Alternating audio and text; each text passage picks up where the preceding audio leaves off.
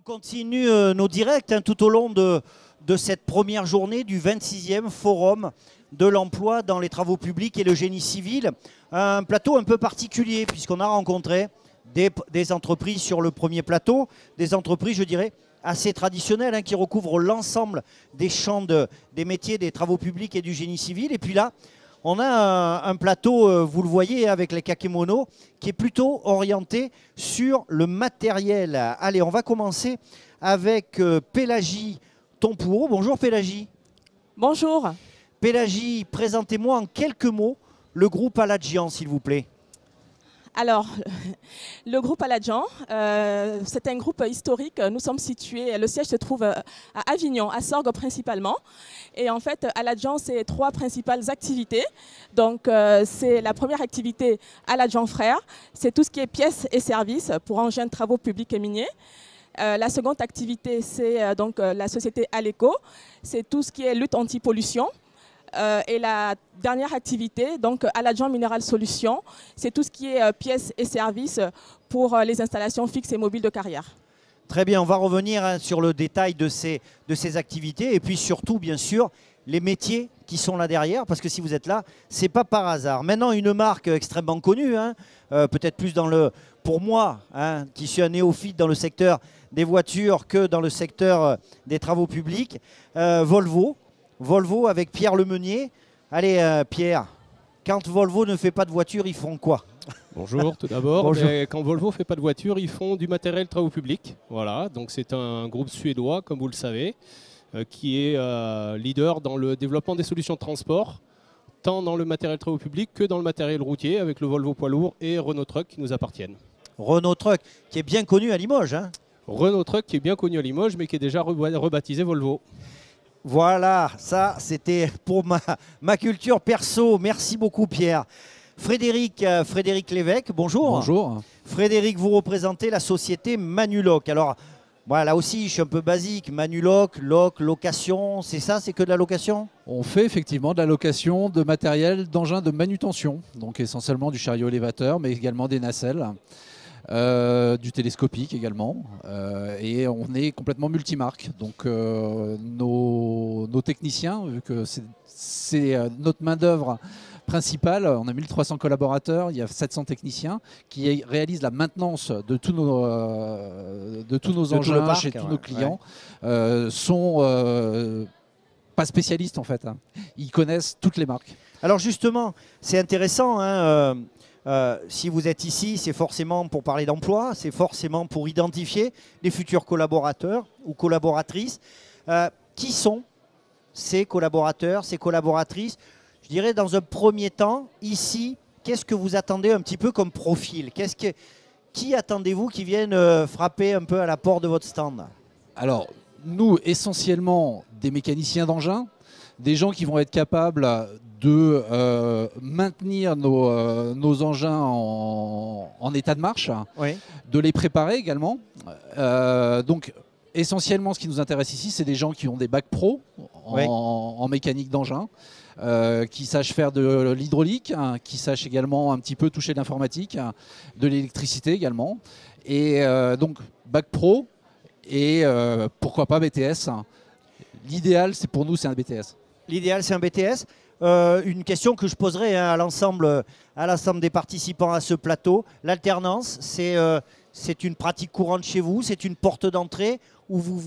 C'est de plus en plus une porte d'entrée. Oui. Ça fait 5-6 ans en fait qu'on a vraiment mis le doigt dans l'alternance. On a sur l'année une trentaine de collaborateurs qui sont en contrat en alternance, soit en apprentissage, soit en contrat de professionnalisation. Et c'est une voie royale pour nous. C'est vraiment des gens qu'on arrive déjà à former, comme on le souhaite, en plus de leur formation théorique. Mais c'est surtout des gens qu'on arrive à fidéliser. Parce que ce n'est pas des métiers forcément faciles, ce n'est pas des métiers connus. Et c'est vraiment une manière pour nous de les accompagner et de les faire progresser dans l'entreprise et le mieux de les conserver derrière. Une dernière petite question. Vous cherchez beaucoup de mécaniciens et les mécaniciennes? Alors, on adorerait avoir des mécaniciennes, mais on a déjà du mal à trouver des mécaniciens. D'accord. Ah ben, ouais. Non, le métier de technicien chez nous est complètement ouvert à la population féminine. Il n'y a plus de problème de port de charge ou de choses comme ça parce que nous sommes équipés pour pouvoir aider nos collaborateurs dans ces tâches-là. Donc c'est plus une excuse. C'est plus une excuse. Non, la difficulté, c'est que nos métiers ne sont pas connus. Et si on est ici, c'est justement pour faire connaître nos entreprises et nos métiers. Et si des filles sont intéressées pour venir travailler avec nous, on sera ravis de les accueillir. Merci beaucoup. Merci Frédéric. Pierre Lemeunier, Volvo. Vous êtes ici parce que vous aussi, vous avez besoin de main-d'œuvre.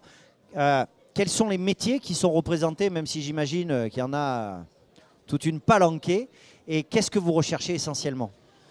Aujourd'hui, on recherche des gens avec de l'envie et passionnés par notre métier, parce que c'est un métier qui est exigeant, donc il ne peut pas se faire sans envie, sans passion. Des gens qui ont envie aussi de participer à l'avenir. En tant que constructeur de matériel de travaux publics, vous savez qu'on développe des nouvelles machines. L'électromobilité va pas tarder à arriver, des mini-pelles électriques, des chargeuses électriques, des machines hybrides, des engins autonomes. Donc aujourd'hui, je dirais que la palette est vaste. On peut aller d'une personne qui va aller faire des vidanges quotidiennes sur le parc de nos clients. Donc il ne faut pas oublier que Volvo distribue le matériel de travaux publics au travers de 9 concessionnaires en France. Ça représente à peu près 500 techniciens, dont 250 qui sont sur la route. On va avoir du mécanicien qui va faire de la réparation en atelier et on va avoir du technicien qui va aller faire du diagnostic sur site. Mais aussi demain, on va avoir besoin de personnes pour suivre les machines qui sont suivies par télématique de façon à apporter une solution proactive au client. Ne pas attendre que la machine soit en panne pour intervenir ou qu'il y ait une vidange à faire, être capable d'être en amont.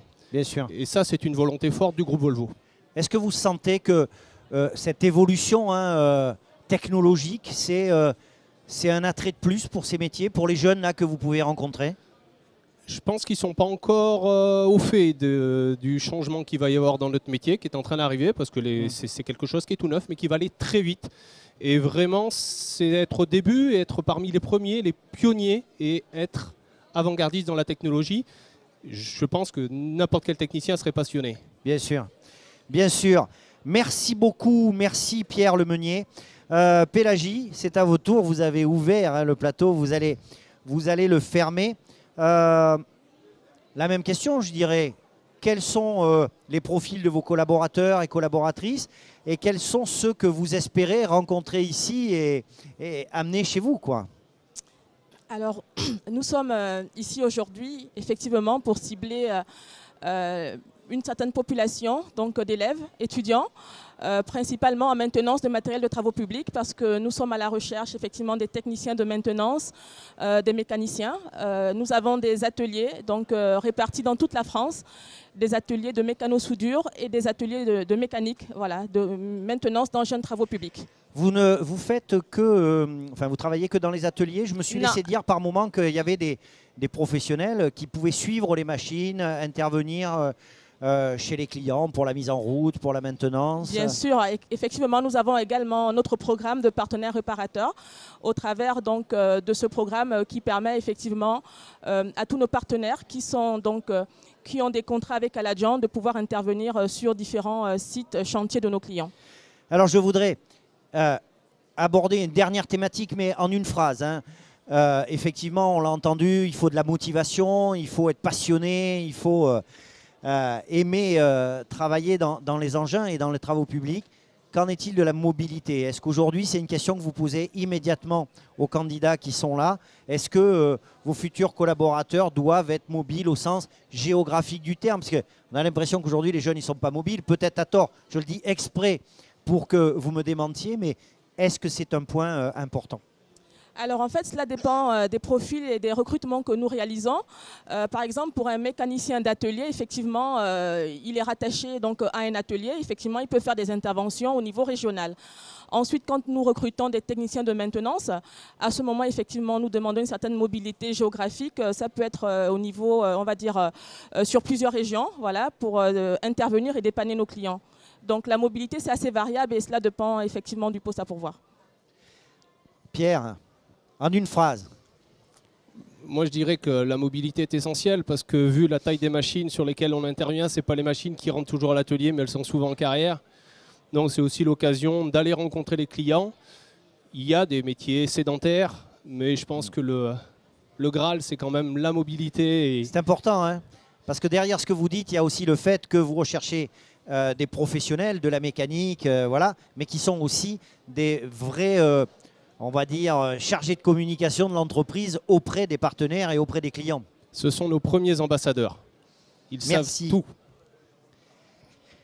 Frédéric, c'est la même chose pour vous, j'imagine? Alors c'est la même chose pour nous, à la différence près que nous, nos clients en fait, ce sont des entreprises industrielles. Nos chariots élévateurs sont dans les entreprises et nos techniciens itinérants en fait, sont chez eux tous les soirs. Donc ils ne vont pas à des chantiers qui se trouvent très loin de chez eux. Ils ont des secteurs et les secteurs sont organisés pour qu'il y ait le moins de découchés possible. Par contre, effectivement, quand on est itinérant, je rejoins mon collègue, ce sont nos premiers commerciaux. C'est eux qui ont la relation client et effectivement, il faut qu'ils soient aussi bons techniciens qu'avoir un bon relationnel. C'est important.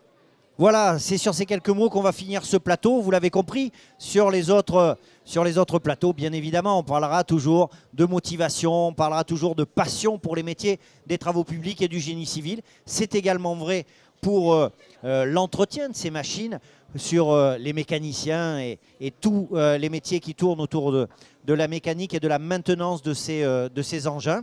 Avec quelques mots supplémentaires, effectivement, la motivation, mais aussi la mobilité et puis le sens de la communication, parce qu'il faut savoir représenter l'entreprise pour laquelle on travaille. Merci beaucoup. Moi, je vous donne rendez-vous dans, allez, à peine 5 minutes. On revient en direct sur YouTube depuis le 26e Forum de l'emploi dans les travaux publics et du génie civil.